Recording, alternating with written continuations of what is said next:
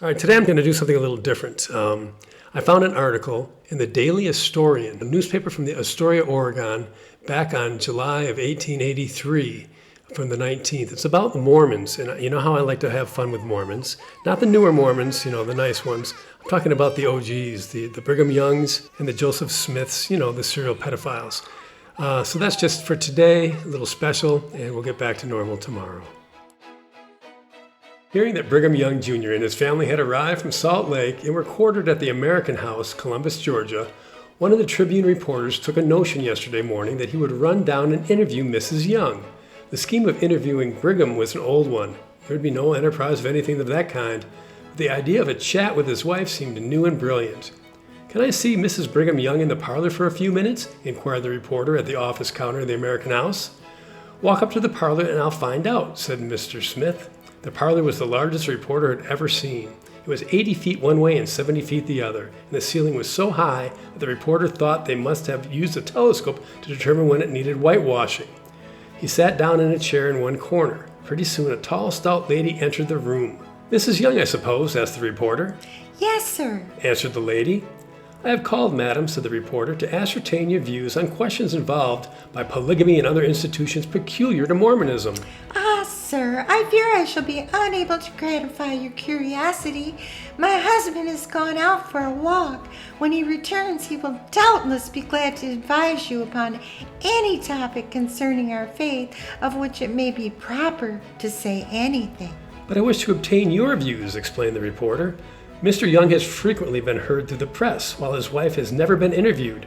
May I hope, madam, that you will accord the Tribune the honor of being the first to convey to the public your—" "Do you wish to see me?" inquired a small, thin lady who had entered the parlor quite noiselessly. "Excuse me," said the reporter, "but Mrs. Young was the lady I asked for." "Well, I am Mrs. Young," said the small, thin lady. "Yes, this is Mrs. Young, and so am I.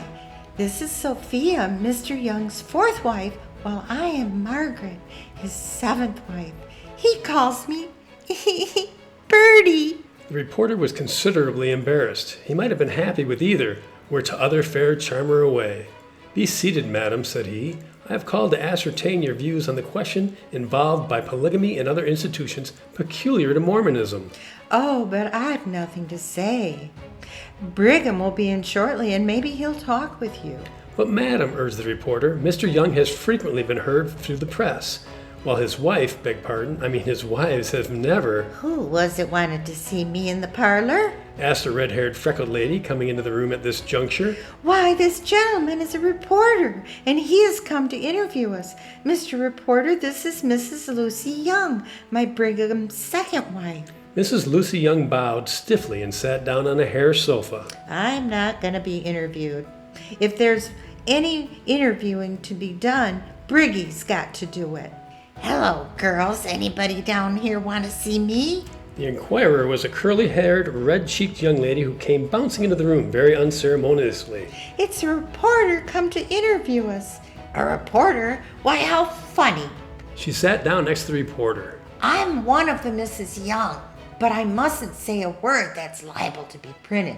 Brigham would never forgive me if I did. I'm his 14th wife, and he's awful jealous. Oh, there you are, Emma. Come in, dear. Here's an editor who wants to interview us." Emma was another wife, the 8th. She was cross-eyed, but otherwise comely to view. She was followed by Rachel, the 3rd wife, who was brown-haired and blue-eyed and demure-looking. They were duly introduced. The reporter felt himself called upon to commence all over again. "Mrs. Youngs," said he, addressing the group, "I have called to ascertain your views on questions involved by polygamy and other institutions peculiar to Mormons." "Wouldn't it be better to call the rest of us before we attempt to be interviewed?" suggested the 8th Mrs. Young.